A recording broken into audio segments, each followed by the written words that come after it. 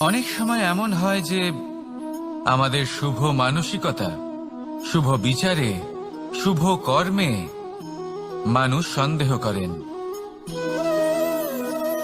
প্রশ্ন করেন, প্রমাণ চান, শুদ্ধতার পরীক্ষা দিতে বলেন, আর তখন নিশ্চিত রূপে কষ্ট হয়।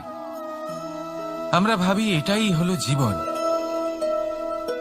এত শুভ ভাবনা ভেবেও, শুভ কর্ম করেও মানুষ আমাদেরই সন্দেহ করেন।